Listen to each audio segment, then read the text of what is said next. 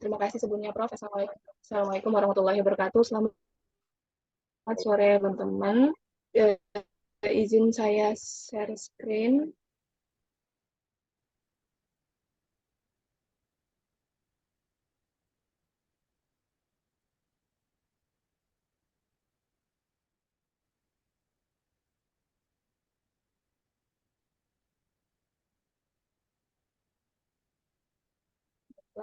Saya mulai.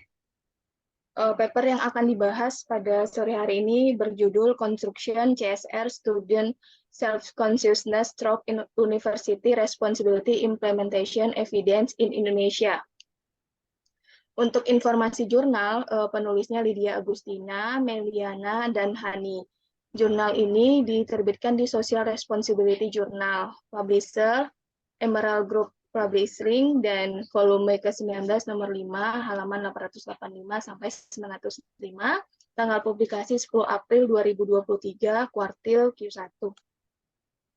Pendahuluan, survei yang dilakukan oleh E2 pada 2016 terhadap stakeholder dengan mewawancarai Chief Financial Officer dan dengan memakai data kuantitatif menunjukkan bahwa informasi non-finansial menjadi semakin penting dalam mengelola nilai-nilai organisasi. Oleh karena itu, organisasi dituntut untuk menyajikan informasi terkait dengan dampak ekonomi, sosial, dan lingkungannya. Namun, survei KPMG pada tahun 2017 menunjukkan bahwa banyak negara di dunia berusaha untuk meningkatkan tingkat pelaporan keberlanjutan perusahaan.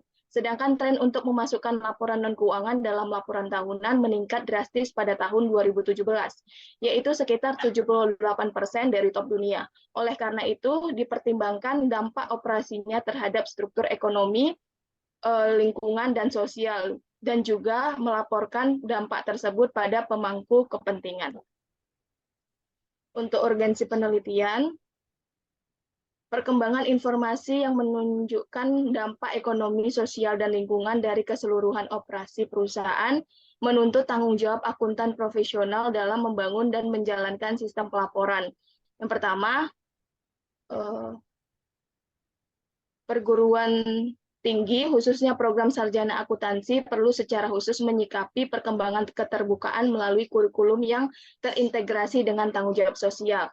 Yang kedua, membangun kesadaran mahasiswa akuntansi yang benar tentang CSR merupakan hal penting yang perlu diperhatikan oleh perusahaan dan akademisi sebagai langkah persiapan mereka dalam menciptakan iklim bisnis masa depan yang lebih baik.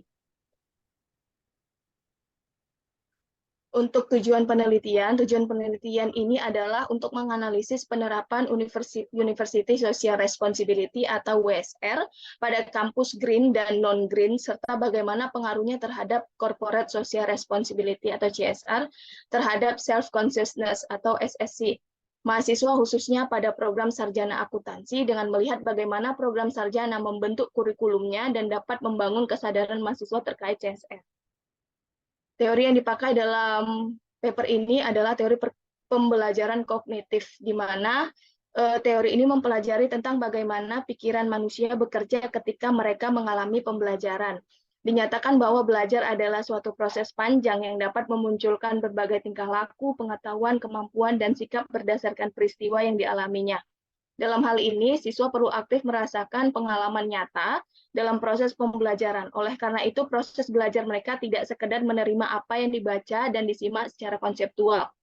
Mengacu pada teori ini, kebijakan Green Campus serta pelaksanaan USR yang melibatkan mahasiswa dalam program tersebut akan memberikan pengalaman yang dapat membangun persepsi baru mahasiswa tentang program USR, khususnya terkait dengan kebijakan Green Campus. Hipotesis pada paper ini, H1, H1A, pelaksanaan tanggung jawab sosial perguruan tinggi terhadap program sarjana akuntansi memiliki hubungan positif terhadap kesadaran diri mahasiswa tanggung jawab sosial perusahaan. H1B, terdapat perbedaan kesadaran diri mahasiswa tanggung jawab sosial perusahaan dengan mahasiswa program sarjana akuntansi pada perguruan tinggi kategori tanggung jawab sosial perguruan tinggi yang tinggi, dan tanggung jawab sosial perguruan tinggi yang rendah. H2A, pelaksanaan tanggung jawab sosial perguruan tinggi terhadap USR, terhadap sarjana akuntansi program memiliki hubungan positif dengan etika mahasiswa. H2B terdapat perbedaan etika mahasiswa program sarjana akuntansi di perguruan tinggi pada kategori USR yang tinggi dan USR yang rendah. H3A pelaksanaan tanggung jawab sosial perguruan tinggi terhadap program sarjana akuntansi memiliki hubungan yang positif terhadap karakter mahasiswa. H3B terdapat perbedaan karakter mahasiswa program sarjana akuntansi di perguruan tinggi pada kategori tanggung jawab sosial perguruan tinggi yang tinggi atau USR yang tinggi dan tanggung jawab sosial atau USR perguruan tinggi yang rendah. Hipotesis yang keempat, H4A, pelaksanaan tanggung jawab sosial perguruan tinggi pada program sarjana akuntansi memiliki hubungan yang positif terhadap pengetahuan tanggung jawab sosial perusahaan mahasiswa. H4B, terdapat perbedaan pengetahuan tanggung jawab sosial perusahaan mahasiswa program sarjana akuntansi pada perguruan tinggi dengan kategori USR yang tinggi dan tanggung jawab sosial perguruan tinggi atau di kategori USR yang rendah. Metodologi, metode di sini peneliti memakai metode kuantitatif. Untuk populasi dan sampel, peneliti memakai 8 perguruan tinggi di Pulau Jawa dengan menyebar 800 kuesioner dan 704 responden yang balik untuk kuesionernya. Dan 8 perguruan tinggi ini terdiri dari perguruan tinggi yang green dan non-green. Terus teknik pengumpulan data melalui kuesioner dan wawancara. Wawancara ini dilakukan oleh ke-35 manajer yang terdiri dari ketua program studi akuntansi dan sekretaris program studi akuntansi, serta dosen akuntansi manajemen dan akuntansi pertanggungjawaban dari 8 universitas peserta. Ini untuk total responden. Totalnya ada 704 tadi responden. Nah, tabel 2 ini untuk menentukan batas kategori yang USR tinggi dan rendah, peneliti menggunakan nilai median total dari pembobotan dari 8 universitas tersebut memiliki nilai terendah 24 dan nilai tertinggi 37. Berdasarkan total nilai tersebut, peneliti membaginya menjadi 2 kategori, yaitu kategori USR rendah untuk total pembobotan berkisar antara 24 sampai 29 dan kategori USR tinggi untuk total nilai pembobotan berkisar antara 34 sampai 37. Tabel 3 menunjukkan rata-rata dan standar deviasi untuk setiap kelompok USR. Kedua kelompok USR menunjukkan perbedaan pada etika 0,05, karakter 0,049, pengetahuan 0,41, dan kesadaran diri siswa 0,17. Tabel 3 juga menunjukkan perbedaan terbesar program sarjana akuntansi yang memiliki USR tinggi dengan USR rendah adalah dari segi pengetahuan tentang USR. Sedangkan perbedaan terendah adalah dari segi karakternya. Temuan ini mengungkapkan bahwa program sarjana akuntansi yang menerapkan USR dengan baik atau USR tinggi efektif dalam meningkatkan pengetahuan mahasiswa tentang CSR, selain menghasilkan mahasiswa yang beretika dan berkarakter lebih baik. Untuk tabel keempat, pengujian memakai PLS SEM pada tabel keempat menunjukkan bahwa USR berpengaruh positif terhadap etika mahasiswa sebesar 54,3%, USR berpengaruh positif terhadap karakter mahasiswa sebesar 61,2%, USR berpengaruh positif terhadap pengetahuan CSR mahasiswa sebesar 83,7%, dan USR berpengaruh positif terhadap CSR SSC sebesar 77,9%. Hasil pengujian konsisten dengan arah yang diajukan dalam hipotesis, dan semua hipotesis didukung untuk H1A, H2A, H3A, dan H4A. Tabel 5 menguji perbedaan etika, karakter, pengetahuan, dan CSR SSC antara program sarjana akuntansi dengan kategori USR tinggi dan USR rendah. Hasil uji Mann-Whitney menunjukkan bahwa terdapat perbedaan pengetahuan etika dan CSR mahasiswa program sarjana akuntansi dengan kategori USR tinggi dan dengan USR rendah. Namun rata-rata perbedaan etika adalah kecil, sebesar 0,100 sedangkan rata-rata selisihnya pengetahuan cukup besar 0,457.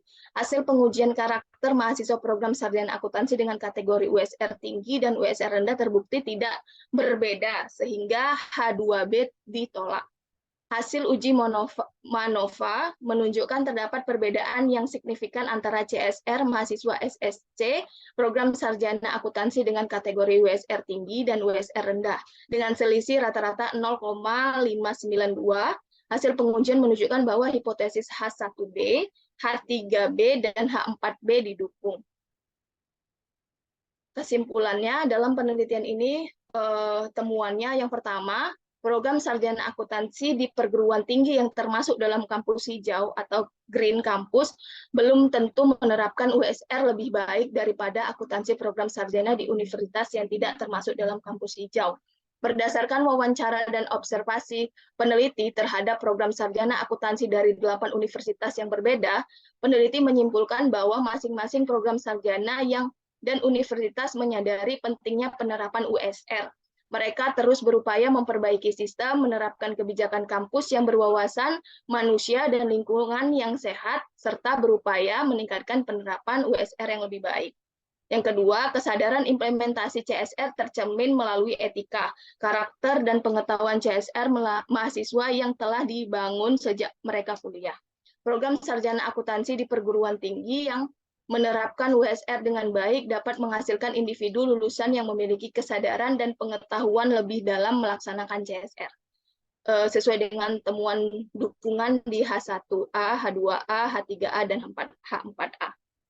Yang ketiga, terdapat perbedaan etos mahasiswa pengetahuan, CSR mahasiswa dan CSR SSC pada program sarjana akuntansi di perguruan tinggi yang menerapkan USR lebih baik dibandingkan pada program sarjana akuntansi di perguruan tinggi USR yang lebih rendah.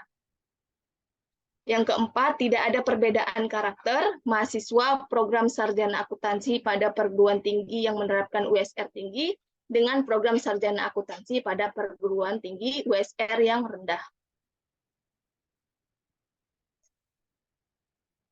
Implikasi pada penelitian ini adalah, pertama, perguruan tinggi perlu berupaya untuk meningkatkan penerapan USR melalui perbaikan sistem belajar mengajar, kurikulum, penelitian, dan pengabdian kepada masyarakat dengan mahasiswa, serta kegiatan sosial dan lingkungan untuk menghasilkan individu lulusan yang lebih memiliki kesadaran atau etika dan karakter dengan pengetahuan dalam melaksanakan CSR.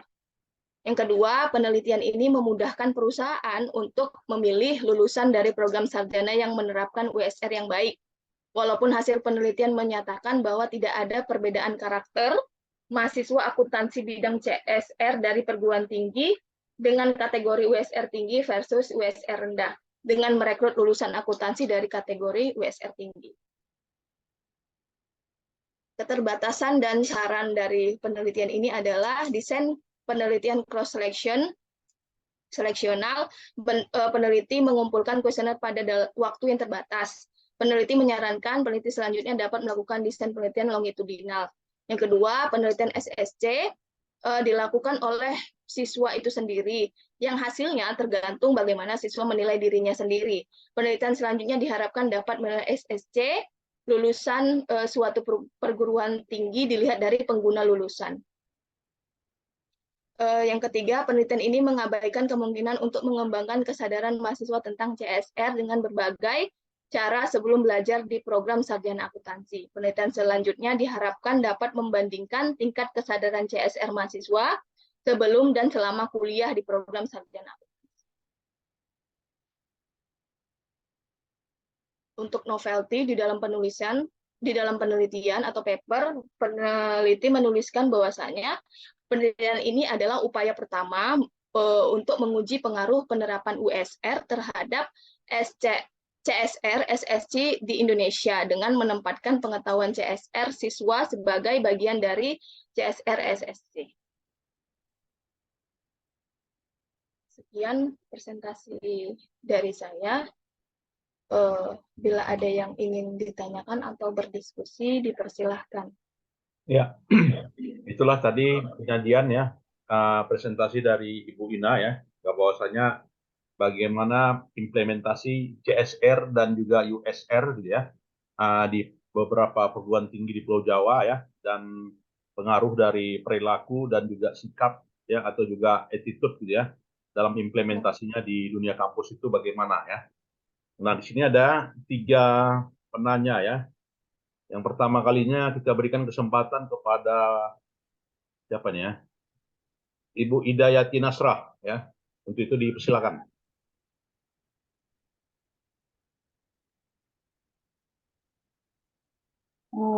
Baik, terima kasih. Yang saya ingin tanyakan di situ tadi, kalau nggak salah di tabel 2 ada CS, USR kategori ya, kalau nggak salah itu yang high, low, itu. Boleh tahu itu penilaiannya seperti apa, sehingga universitas itu ada yang high, low gitu. Apa ada dijelaskan di artikel tersebut? Terima kasih. Ya, penjelasan atas tabel. Silakan Bu Ina. Ya, izin saya stop share screen ya, Pak. Ya.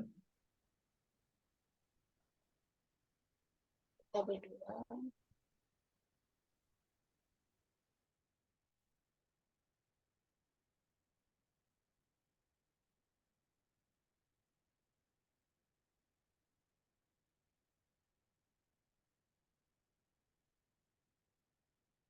Kalau untuk bagaimana, bentar ya.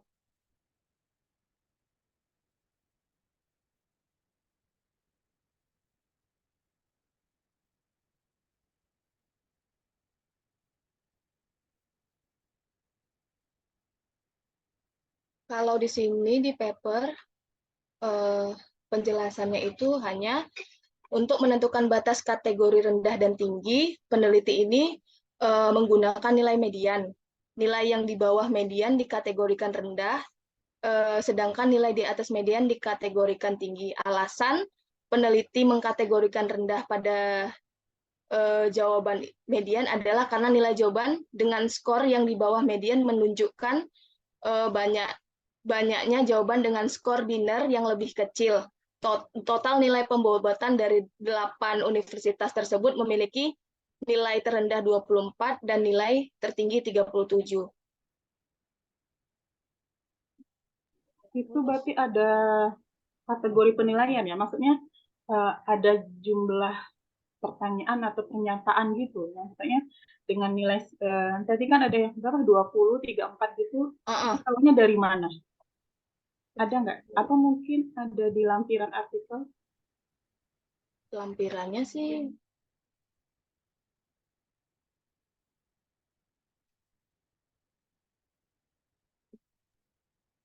Ina, ya Kak. itu bukan dari penyebaran CSR-nya ya, Ina. Maksudnya Kak? Dia nge-rank university-nya itu dari implementasi CSR-nya. Bukan gitu ya?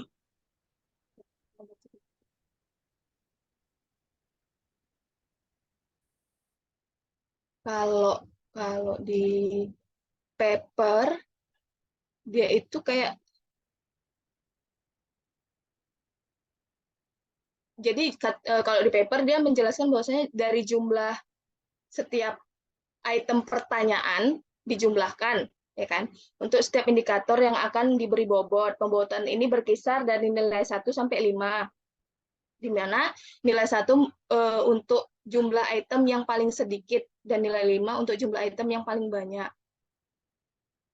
Terus pembobotan yang dilakukan untuk penilaian jumlah item pertanyaan dibagi rata untuk setiap nilai bobot. Setelah selesai, hanya gitu sih. Bobot diperoleh dari 7 variabel operasi. Total bobot nilai tertinggi 7 indikator adalah 40. Hanya gitu aja penjelasannya.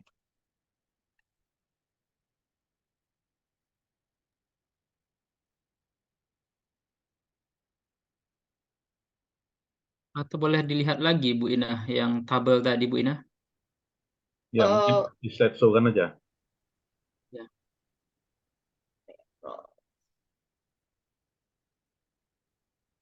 Let's show.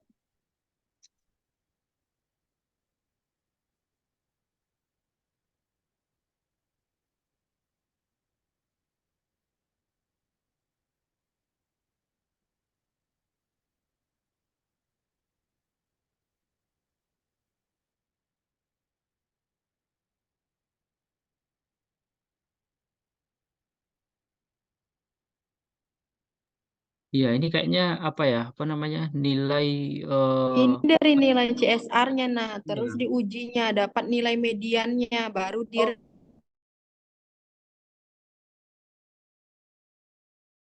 Oh, penyebaran Heeh. CSR-nya. Iya, cuman setelah dapat nilai mediannya di rankingnya. Baru di ranking kan yang tertinggi, yang masuk yang high dan Ya, yang baru masuk nanti yang kelihatan yang mana yang tertinggi dan tinggi, yang yang bawahnya. rendah. Hmm. Seperti begitu ya? Iya, soalnya juga nggak ada ininya, nggak ada penjelasan untuk hitungan-hitungannya.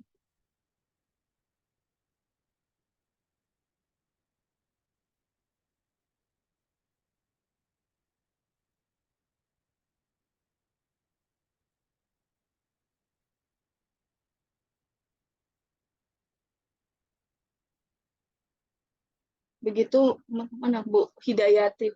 Oh iya, terima kasih Bu Ina, Bu Raya, Pak Zul.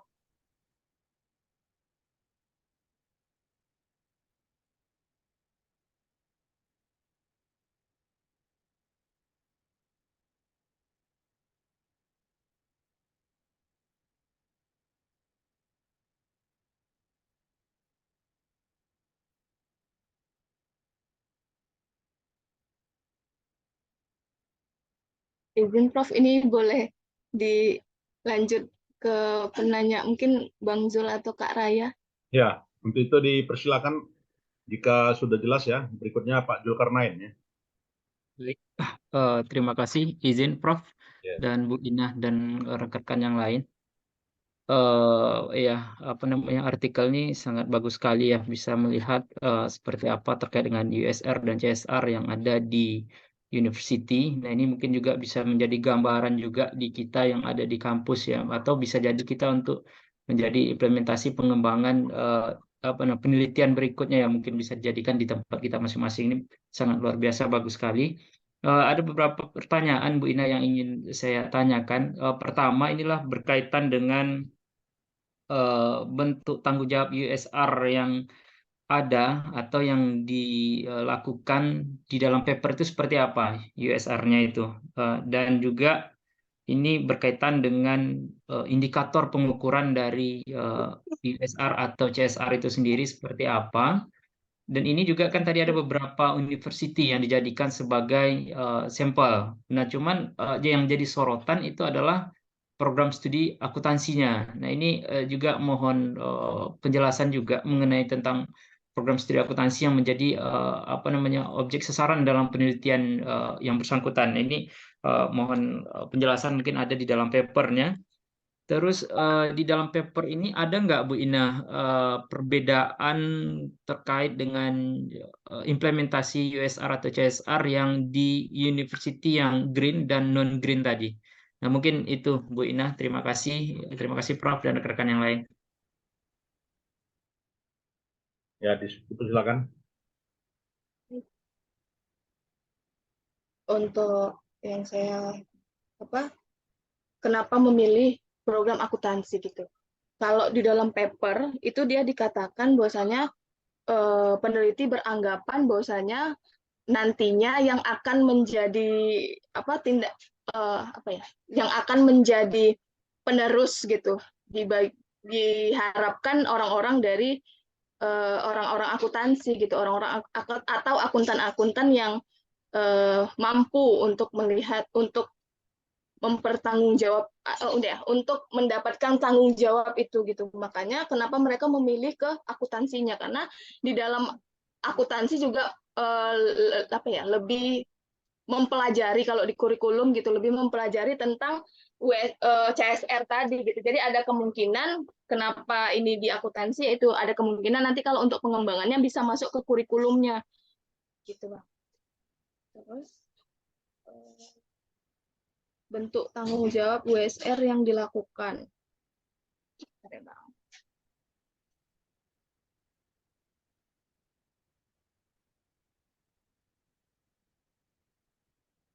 Sudah? Belum, Prof. Ya.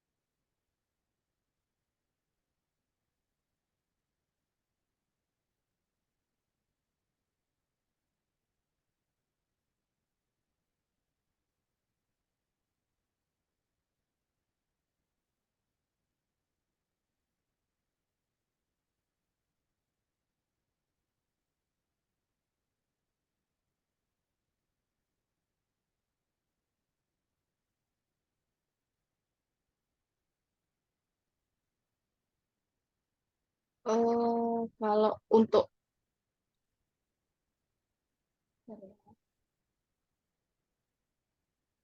bentuk tanggung jawab WSR yang dilakukan, itu kalau misalnya di dalam papernya sendiri, WSR ini kan memiliki konsep yang sama dengan CSR. Namun pelaksanaannya dilakukan di lingkungan universitas dan masyarakatnya. WSR tidak hanya bergantung pada produk dan kepedulian terhadap lingkungan dan masyarakat, tetapi lebih kepada bagaimana komunitas universitas dapat berhubungan dengan semua aspek masyarakat secara keseluruhan dalam hal misi pembelajaran universitas, kualitas hidup mahasiswa, dan bagaimana universitas menangani hijau tadi atau lingkungan masalah karena mereka menangani masalah komersial.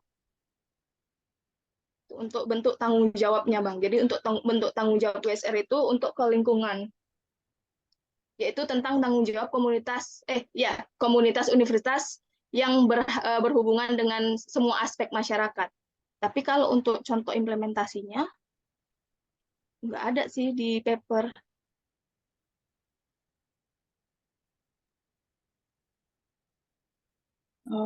Bentuk Bu dari Ina, kajian ini masuk coba nggak ya? lihat di appendix-nya.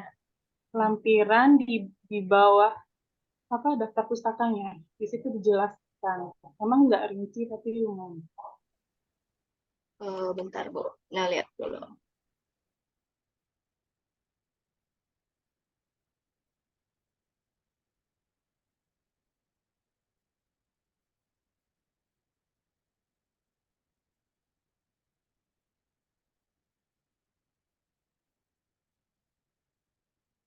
Yang bentuk tanggung jawabnya ya, ini indikator sih.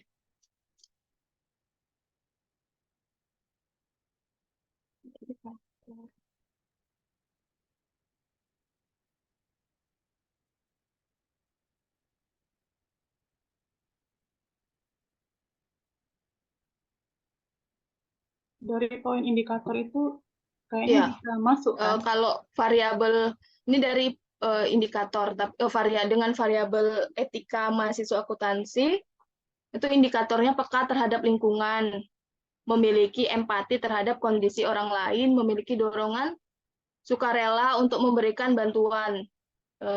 Terus kalau untuk karakter mahasiswa akuntansi, variabelnya, indikatornya kan memperbaiki kesalahan, meluruskan ya tali yang tidak sesuai dengan aturan, peduli terhadap lingkungan, bertanggung jawab terhadap diri sendiri dan orang lain, memikirkan hal-hal baik, akibat, dan yang mungkin timbul, kesadaran pribadi dan kondisi sosial. Terus untuk pengetahuan CSR sendiri,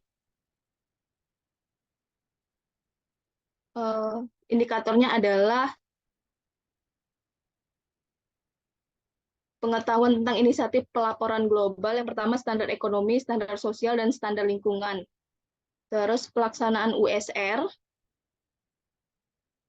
ini tuh mempelajari subjek tanggung jawab sosial yang terbuka untuk siswa dan staf untuk mempromosikan hak asasi manusia dan nilai-nilai inklusi sosial dan etika di antara mereka, terdiri dari 5 dimensi yang dilengkapi dengan indikator yang diturunkan oleh Green Metric UI ini tadi. Jadi mereka peneliti dia lihat dari Green Metric untuk menentukan kampus yang green dan non green. Pembelajaran dalam bentuk kegiatan yang mengurangi konsumsi dan limbah. Itu mungkin ini Pak, ya berkaitan dengan bentuk tanggung jawabnya tadi. Konsumsi dan limbah, serta untuk menciptakan pemahaman lebih lanjut tentang pentingnya menjaga dan melindungi lingkungan, terdiri dari 3 dimensi yang dilengkapi dengan indikator belajar melatih siswa untuk menggunakan kertas bekas dan menyiapkan kantong kertas dengan ukuran berbeda yang dapat dibagikan ke yayasan kesehatan setempat untuk mendapatkan mereka sendiri. Terus jadi CSR itu terkait lingkungan, daur ulang kertas bekas dan CSR di tempat kerja. Satu lagi CSR di masyarakat. Tadi yang daur ulang kertas, kalau CSR di tempat kerja itu belajar mempertahankan standar rekrutmen, pengembangan dan retensi karyawan yang tinggi melalui program kesukarelawan, kesehatan, keselamatan, dan kesejahteraan karyawan, program olahraga dan kesehatan, pelatihan karyawan, dan saluran komunikasi karyawan. Itu mungkin bentuk tanggung jawabnya. Terus yang CSR di masyarakat, belajar di mana institusi pendidikan tinggi harus berkontribusi pada kegiatan sosial, seperti yang saya jelaskan di awal tadi, dan pendidikan bagi perempuan, anak, dan remaja yang hidup di bawah diskriminasi sosial yang parah dan kemiskinan di lokasi terdekat. Itu mungkin Pak Zul, Bang Zul. Ya, oke, baik. Terima kasih Bu Ina. Saya cukup menangkap untuk berkaitan dengan CSR-nya atau USR tadi. Mungkin ya kembali ke konsep CSR itu sendiri ya, untuk memperhatikan lingkungannya, di mana mungkin bentuknya seperti ya kalau kita mungkin di kampus ya, kalau university mungkin memberikan bantuan beasiswa ke lingkungan daerah setempat, atau bentuk pengabdian yang lainnya yang dilakukan dari universitinya, dan juga Untuk memperhatikan masyarakat. internalnya ya. Oke, baik. Terima kasih Bu Ina atas penjelasannya. Ya, Ya, terima terima kasih. kasih, Bang. Berikutnya ada pertanyaan dari Bu Raya ya. Udah, belum ya? Baik, Prof. Ya, Mohon silakan. izin, Prof. Terima kasih. Assalamualaikum warahmatullahi wabarakatuh. Pertanyaan kakak sederhana aja. Nah, yang hipotesis tadi, kan dia didukung semua. Ada yang enggak, Kak? Satu. Yang satu ya? Yang Satu A, H2B. satu A, yang satu. H2B. Oh, H2B. Ya, yang satu kan didukung. Iya. Ya kan? Nah, kakak mau justifikasi yang satu itu sama temuan yang satu. Temuan yang pertama.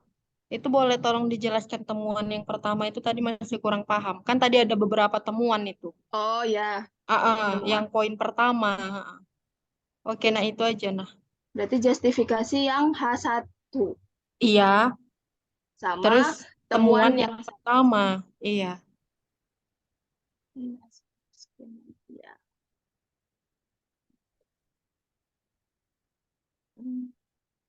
H1.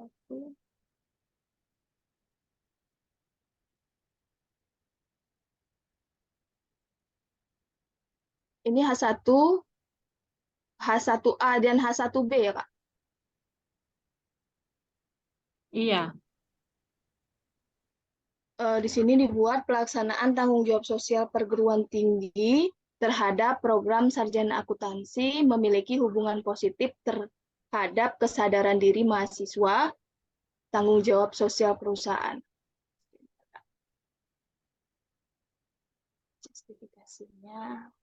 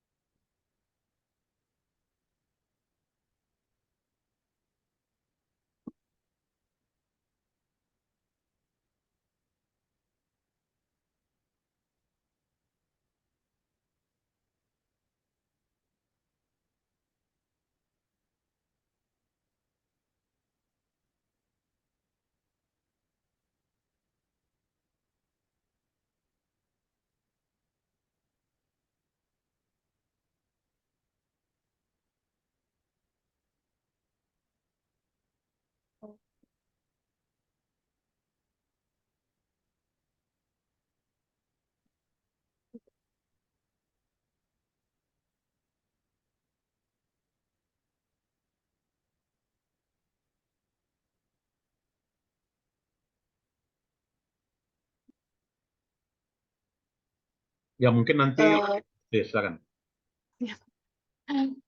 Untuk justifikasinya kalau di dalam paper sih Kak dibilangnya untuk H1A itu kesadaran implementasi CSR tercermin melalui etika, karakter, dan pengetahuan CSR. Terus yang telah dibangun sejak mereka kuliah.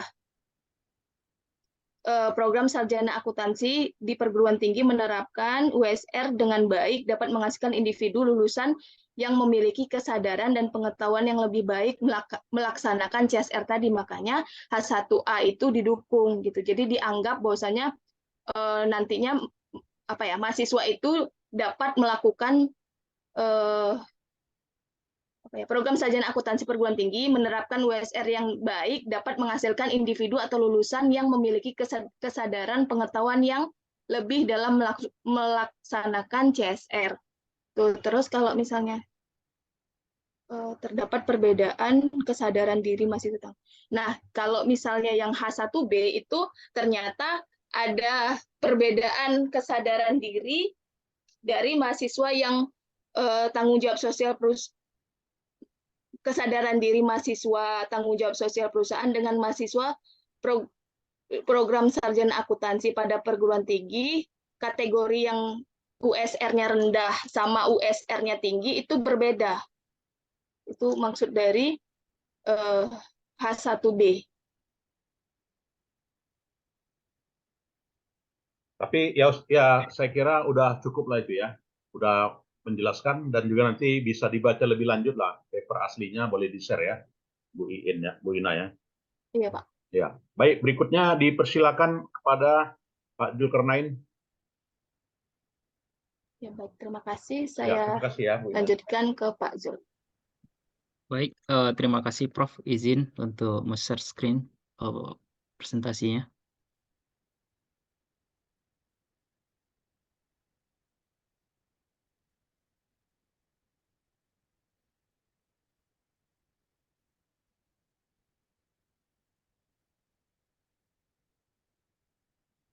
Baik, Bismillahirrahmanirrahim. Assalamualaikum warahmatullahi wabarakatuh. Izin Prof dan rekan-rekan yang lain. Baik, saya coba akan meneruskan untuk berikan review artikel yang mana ini berjudul tentang Determinant of Electronic Invoice Technology Adoption Toward Managing Business Information System Transformation. Yang mana profil jurnal ini judulnya seperti yang saya jelaskan tadi mengenai tentang Determinant of Electronic Invoice Technology Adoption Toward Managing Business Information System in Transformation, di mana penulisnya ada 5 penulis, ini dari India, ada dari USA, mayoritas itu dari India, yang mana publisher itu di Elsevier dengan kuartil 1 Scopus yang di skornya itu 2,65 pada tahun 2022. Important date-nya, received date-nya itu 24 Januari 2023, accepted 13 April 2023. Di mana kalau kita lihat mengenai tentang abstrak, tujuan penelitian ini bertujuan untuk menguji adopsi teknologi faktur elektronik atau e-faktur menggunakan kerangka kerja teknologi organisasi lingkungan, terutama untuk mengelola transformasi sistem informasi bisnis di negara berkembang. Dengan teknik analisis datanya, yaitu menggunakan partialized query atau PLS, structural equation modeling, dan menggunakan SEM, digunakan untuk pengukuran konstruk dan regresi logistik digunakan untuk pengujian model, di mana hasil peneliti menemukan kompatibilitas, kompleksitas, keuntungan relatif, triability, ukuran perusahaan, dan tekanan kompetitif dan peraturan untuk bertindak sebagai penentu adopsi teknologi e-faktur. Studi ini berkontribusi pada literatur yang ada dengan memberikan landasan teoritis untuk literatur penetrasi teknologi e-faktur dan mengadopsi inovasi ini dalam konteks pasar bisnis ke bisnis. Pendahuluan, mengelola informasi sangat penting untuk efisiensi dan daya saing rantai pasokan bisnis. Penagihan elektronik atau dikenal dengan e-faktur dapat menjalankan fungsi-fungsi ini secara efisien dan dengan demikian menguntungkan perusahaan fokus dan mitra rantai pasokannya. Envoice akan memainkan peran kunci dalam transformasi digital rantai pasokan. Untuk mendapatkan keuntungan dari rantai pasokan digital, penting untuk memanfaatkan pendekatan baru, termasuk digital transformasi dengan teknologi. E-faktur juga terbukti sangat bermanfaat dalam memungkinkan pembiayaan rantai pasokan yang telah mendapat perhatian signifikan dalam pembiayaan bisnis ke bisnis pasca krisis keuangan tahun 2009.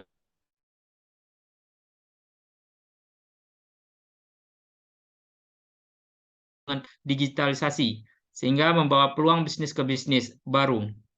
Transaksi B2B memainkan peran penting dalam ekonomi apapun, dan sangat penting bahwa harus ada sistem pembayaran yang tepat untuk memfasilitasi transaksi B2B tersebut.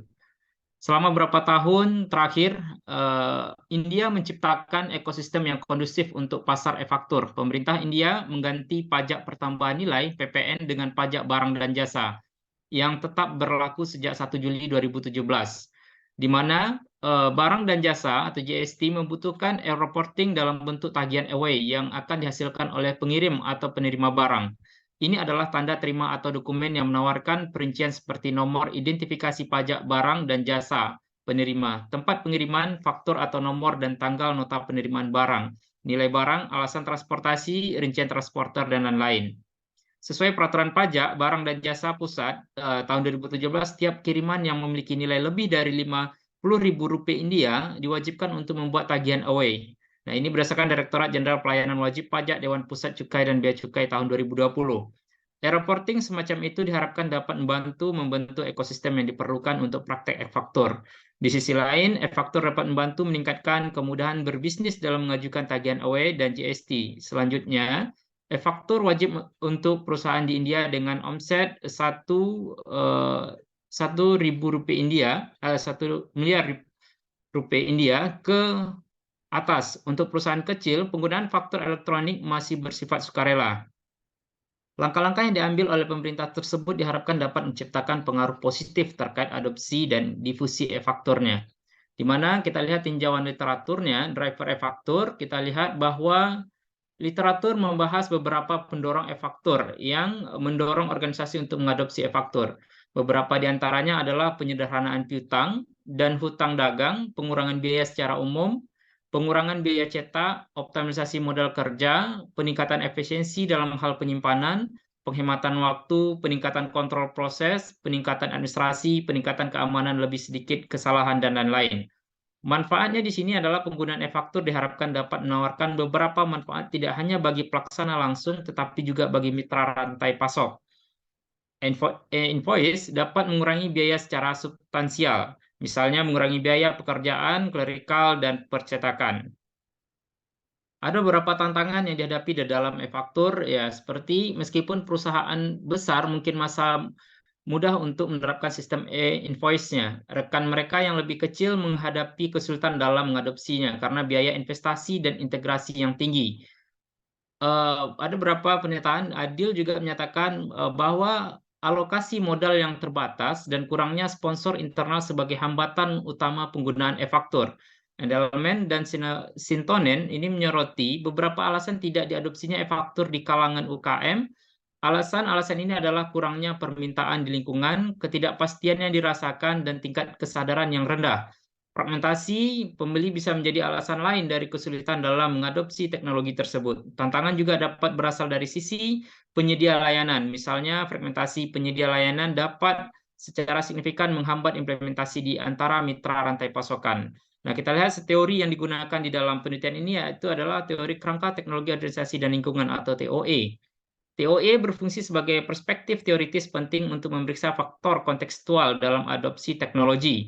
Ini berfungsi sebagai perspektif yang berguna untuk melihat adopsi inovasi. Menurut TOE, ada 3 elemen yang mempengaruhi cara adopsi inovasi atau teknologi. Nah, ini adalah konteks teknologi, organisasi, dan lingkungan. Konteks teknologi itu mengacu pada persepsi pengadopsi atribut atau karakteristik teknologi. Konteks organisasi mengacu pada karakteristik deskriptif organisasi yang dapat mencakup ukuran dan cakupan ukuran perusahaan, struktur dan kompleksitas manajerial perusahaan, serta kualitas dan tingkat sumber daya manusianya. Konteks lingkungan eksternal mengacu pada arena di mana organisasi menjalankan bisnisnya.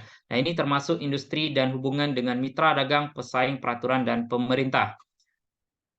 Kita lihat hipotesisnya untuk konteks teknologi, ini adalah yang H1, yang A-nya itu adalah relative advantage berpengaruh positif terhadap adopsi e-faktur. H1B, kompatibilitas berpengaruh positif terhadap adopsi e-faktur. H1C-nya, kompleksitas berpengaruh negatif terhadap adopsi e-faktur. H1D, observability berpengaruh positif terhadap adopsi e-faktur. H1E, reliability berpengaruh positif terhadap adopsi e-faktur. Nah, kita lihat hipotesis tentang konteks organisasi. Nah, ini H2-nya yang A, yaitu dukungan manajemen puncak berpengaruh positif terhadap adopsi e-faktur.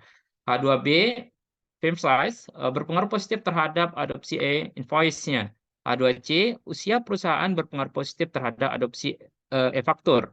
H2D, kompetensi teknologi berpengaruh positif terhadap adopsi e-fakturnya. Konteks lingkungannya, kita lihat hipotesisnya yang H3A-nya, ini adalah tekanan persaingan berhubungan positif dengan adopsi e-faktur. H3B, tekanan mitra dagang berpengaruh positif terhadap adopsi e-faktur. H3C, tekanan regulasi berhubungan positif dengan adopsi e-faktur. Di mana metode penelitian ini, ya konstruksi diukur dengan meninjau literatur yang masih ada, dan modifikasi dilakukan agar sesuai dengan konteks e-faktur. Semua variabel independen kecuali usia perusahaan diukur menggunakan skala Likert, yaitu 5 poin mulai 1 sampai dengan 5, di mana 1 adalah sangat tidak setuju dan 5 adalah sangat setuju. Usia perusahaan diukur dengan menggunakan usia sebenarnya, yaitu skala rasio. Variabel dependen diukur secara dikotomis, yaitu ya atau tidak. Rincian, konstruksi, dan referensi yang relevan ditunjukkan pada lampiran ketiga. Sampel data dikumpulkan menggunakan survei elektronik dan kuesioner dikirim ke perusahaan di India. Perusahaan-perusahaan ini terlibat dalam sektor manufaktur dan jasa. Responden sebagian besar dalam peran antarmuka dalam transaksi bisnis seperti penjualan, pembelian, keuangan, dan akun, serta peran pengambilan keputusan seperti manajemen puncak atau manajemen senior. Peran antarmuka memastikan relevansi responden dalam konteks penelitian. Secara keseluruhan, kuesioner dikirim ke 600 orang dan peneliti menerima 151 tanggapan yang valid, sehingga mencapai tingkat tanggapan 25%. Nah, ini dapat diterima mengingat studi sebelumnya tentang adopsi inovasinya. Adapun hasil dari penelitian, bisa dilihat di sini bahwa dari 3 variabel tadi terkait dengan lingkungan teknologi, faktor lingkungan organisasi, dan faktor lingkungan eksternal, yang hipotesis H1-nya, nah hasil penelitian menunjukkan bahwa relatif advantage berpengaruh negatif terhadap adopsi e-fakturnya. Yang kedua, kompabilitas berpengaruh positif terhadap adopsi e-faktur. Ketiga, kompleksitas berpengaruh negatif terhadap adopsi e-faktur. Keempat, observability tidak berpengaruh terhadap adopsi e-faktur. 5, traceability berpengaruh positif terhadap adopsi e-faktur. Sementara kalau kita lihat dari faktor lingkungan organisasi, menyatakan bahwa hanya ukuran perusahaan yang berpengaruh terhadap adopsi e-faktur, sehingga mendukung hipotesis H2B. Nah, sementara kalau kita lihat untuk faktor lingkungan eksternal, ini tekanan persaingan dan tekanan regulasi ditemukan signifikan. Tekanan persaingan ditemukan berpengaruh negatif terhadap adopsi dan bertentangan dengan hipotesis H3A. Tekanan regulasi berpengaruh positif terhadap adopsi dan mendukung hipotesis H3C. Nah, untuk diskusi lebih lanjut, di sini dari semua karakteristik inovasi, kompatibilitas, kompleksitas, keunggulan relatif, dan reliability ditemukan signifikan dalam mempengaruhi adopsi e-faktur. Jika e-faktur cocok dengan nilai, kebutuhan, dan pengalaman teknologi informasi perusahaan yang ada, maka perusahaan akan memiliki persepsi positif dan karenanya menerapkan e-faktur. Kesulitan dalam integrasi teknologi dengan mitra rantai pasokan terbukti menjadi penghambat dalam implementasi e-fakturnya. Persepsi kesulitan dalam memahami dan menggunakan e-faktur terbukti menjadi faktor penghambat perusahaan dalam menggunakan teknologi tersebut. Nah, jika kita lihat dari konteks organisasinya, di sini dukungan manajemen puncak bukanlah faktor yang berpengaruh dalam adopsi e-faktur.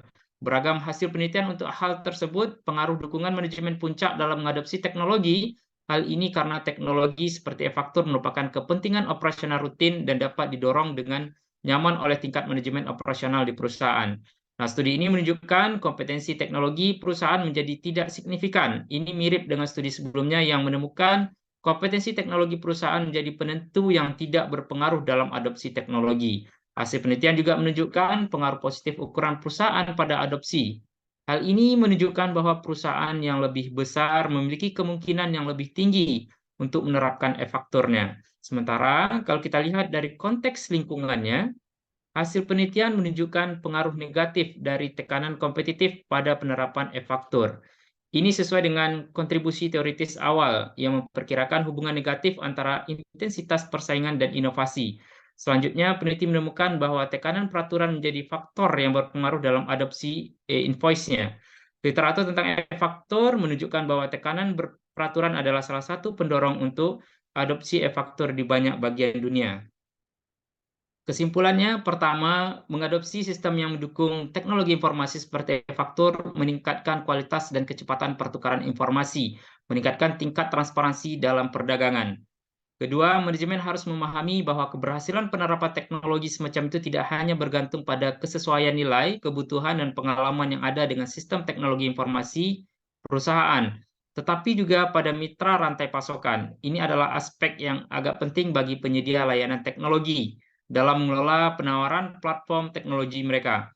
Dari sudut ini, penyedia layanan teknologi atau TSP juga dapat berfokus pada faktor penentu usia dan ukuran perusahaan dalam penawaran produk dan dapat mengharapkan adopsi yang lebih cepat. Tekanan atau dukungan peraturan dapat memainkan peran penting dalam adopsi massal dalam difusi teknologi semacam itu. Pembuat kebijakan harus fokus pada persiapan lingkungan yang kondusif untuk implementasi dan difusi teknologinya. Implementasi penelitian pertama itu terhadap teoritis. Penelitian ini berkontribusi kepada literatur yang ada tentang e-faktur dengan menyediakan konteks adopsi konsep ini untuk mengisi kesenjangan kebutuhan model ini untuk diimplementasikan inisiatif transformasinya. Selanjutnya, implikasi manajerial, ya. Orang-orang manajemen harus memahami bahwa keberhasilan penerapan teknologi semacam itu tidak hanya bergantung pada kesesuaian nilai, kebutuhan dan pengalaman yang ada dengan sistem teknologi informasi perusahaan, tetapi juga pada mitra rantai pasokan. Ini adalah aspek yang agak penting bagi penyedia layanan teknologinya.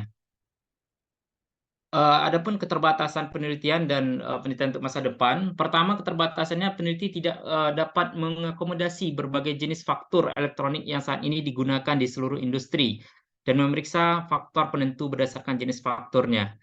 Untuk penelitian masa depan, peneliti masa depan dapat menganalisis perilaku individu yang bertanggung jawab atas penerapan teknologi baru tersebut. Hal ini dapat menyoroti aspek-aspek bagi penyedia layanan untuk secara khusus berfokus pada selain aspek yang lebih luas dari lingkungan internal dan eksternal organisasi pembeli. Investigasi lebih lanjut juga dapat berfokus pada dampak adopsi teknologi baru terhadap efektivitas dan efisiensi bisnis organisasi atau kinerja individu. Nah, studi dapat mengetahui apakah pembelajaran organisasi memiliki peran mediasi dalam tingkat dan kecepatan adopsi teknologi informasi. Nah, sekiranya mungkin itu Prof. Dan rekan-rekan yang lain yang dapat saya sampaikan. Selanjutnya saya silakan kepada Prof. Ya, baik. Berikutnya di sini ada pertanyaan, yaitu pertama Pak Adi Putra ya, Sinambela. Itu dipersilakan Pak.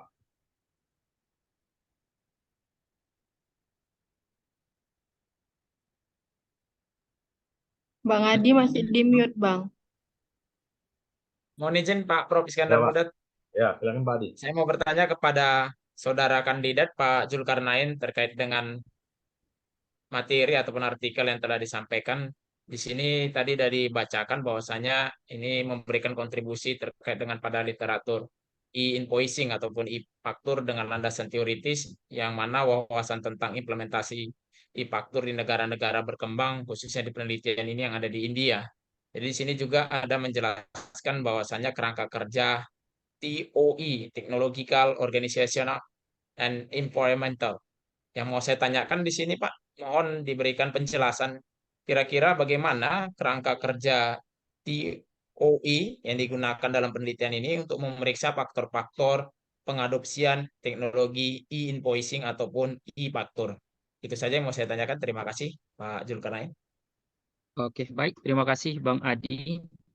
Mungkin langsung saya jawab mengenai tentang TOI-nya. Nah, di sini memang peneliti menggunakan kerangka kerja yaitu dalam bentuk TOI atau teori dari TOI itu sendiri, yang mana ini terbagi dari 3, ya. Pertama adalah Technological Environment Factor, yang kedua Organizational Environment Factor, dan ketiga itu adalah External Environment Factor.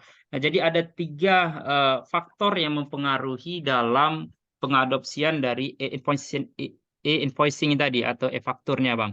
Jadi di mana ketiga faktor ini dijadikan untuk salah satu bentuk pengukuran melihat bagaimana perusahaan-perusahaan di India itu dalam mempengaruhi atau pengadopsian dari e-fakturnya, di mana masing-masing di sana mereka melihat dari sisi tantangan, ya ada beberapa tantangan yang dihadapi dengan menggunakan e-fakturnya. Nah, seperti yang sudah saya jelaskan tadi, terkait dengan tantangannya, seperti adanya persepsi ataupun penilaian orang atau individu terhadap penggunaan e-faktur yang begitu sulitnya. Nah, ini juga merupakan salah satu bentuk tantangan dan juga ada bentuk dari komplasitas ya atau compatibility. Nah, ini juga merupakan bentuk dari indikator ataupun turunan yang dijadikan sebagai bentuk pengukuran dari faktor lingkungannya.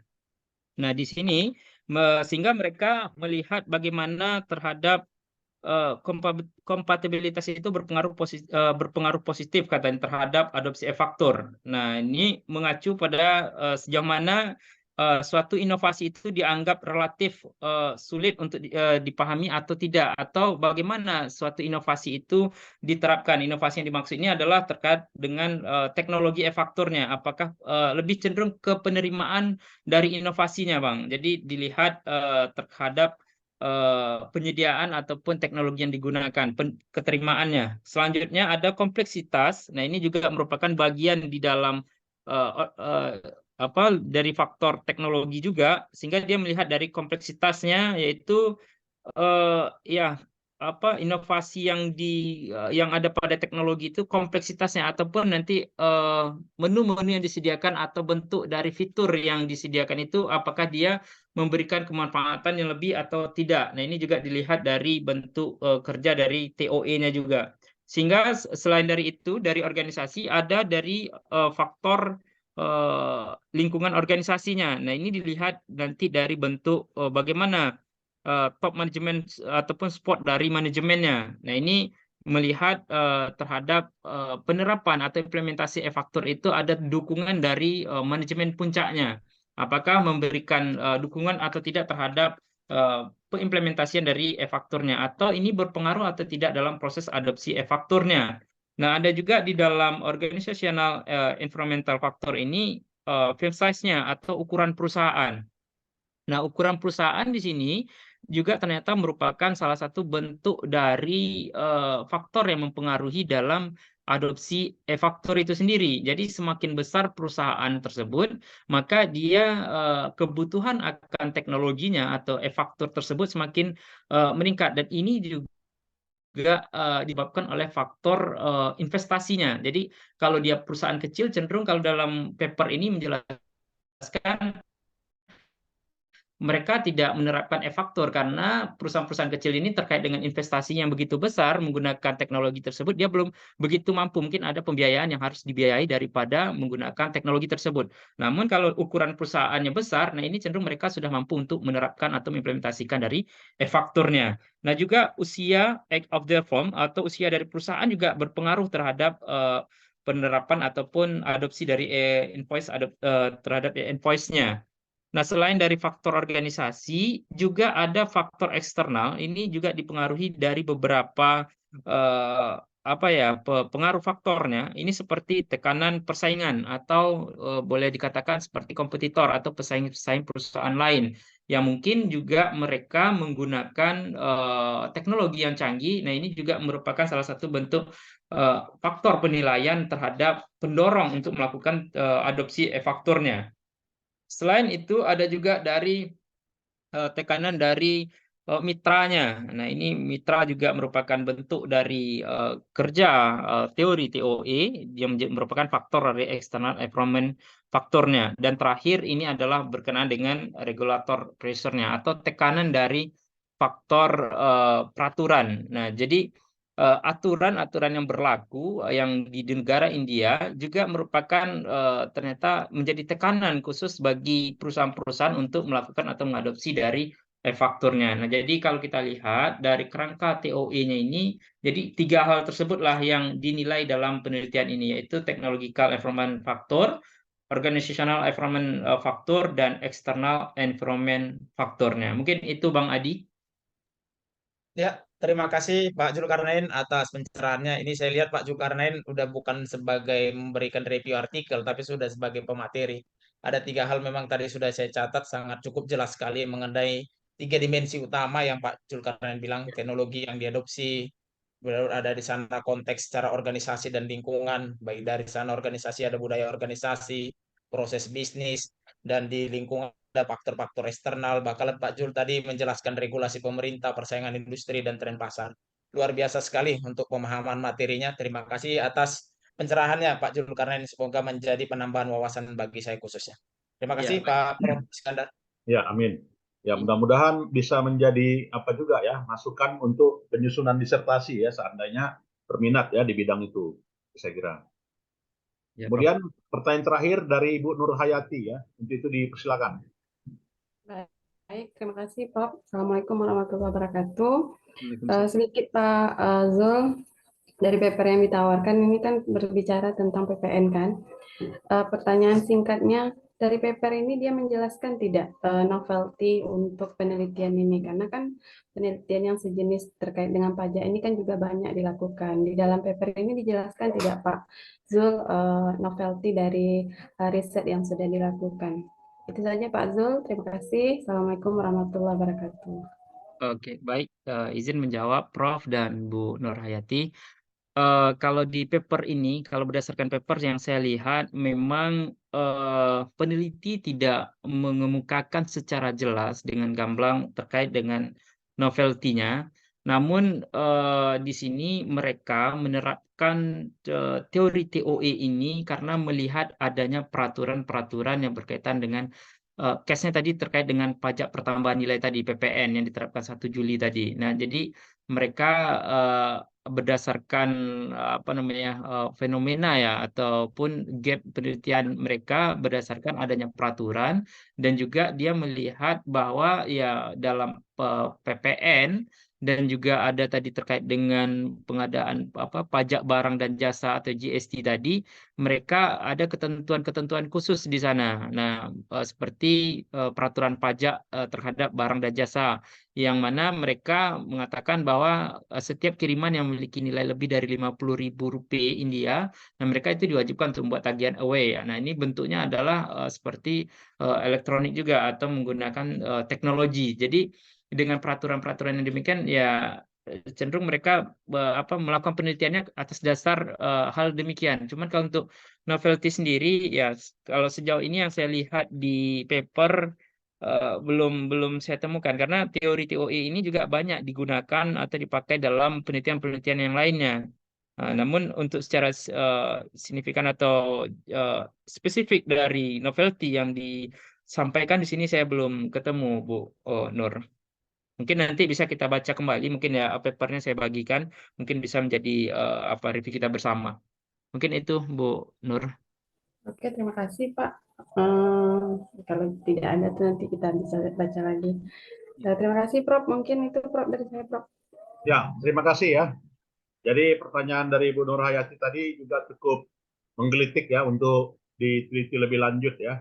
Kait dengan idenya apa novelty-nya bagus ya karena menyangkut dengan sistem e-faktur sekarang ini yang diterapkan di Dirjen Pajak juga lagi topik yang hot ya dan juga banyak dibincangkan oleh para pengusaha. Jadi dari sisi temanya memang lagi hot ya pada topik ini. Nah, jadi dengan demikian pematerinya udah habis semua ya Bapak Ibu ya. Ya, Untuk jadi hari kalau ini sudah habis, Prof. ya sudah habis maka berakhirlah ya perkuliahan topik kontemporer accounting ini ya. Jadi dengan kata lain kita udah mencapai 7 atau juga 8 kali pertemuan dan tidak perlu UAS lagi gitu ya Bapak Ibu. Jadi dengan demikian kita sudahi lah ya perkuliahan ini dan nantinya segera saya isi nilainya ya untuk saya sampaikan kepada Pak Ari ya. Nanti bisa dilihat ya dalam minggu depan atau minggu ini ya. Saya kira itu saja. Lebih dan kurang jadi selesailah perkuliahan kita, baik itu seminar teori akuntansi dan juga contemporary accounting dari dari bagian saya ya. Yang sebelumnya Bapak Ibu udah bagian dari dosen sebelumnya dan nanti nilainya akan kami kompilasi ya. Ya, terima kasih. Saya ucapkan sehat-sehat semuanya dan sukses selalu dan juga jangan lupa siapkan usulan penelitiannya ya agar dapat menyelesaikan program studi doktornya ya tepat waktu dan juga tidak lama-lama ya sehingga target penyelesaian studi bisa tercapai ya. Terima kasih. Assalamualaikum warahmatullahi wabarakatuh. Waalaikumsalam warahmatullahi wabarakatuh. Terima kasih, Prof. Terima kasih Bapak Ibu sekalian. Ya, boleh meninggalkan ruangan. Izin live, Prof. Ya, sama-sama. Izin live, Prof. Ya, sama-sama, Pak. Prof.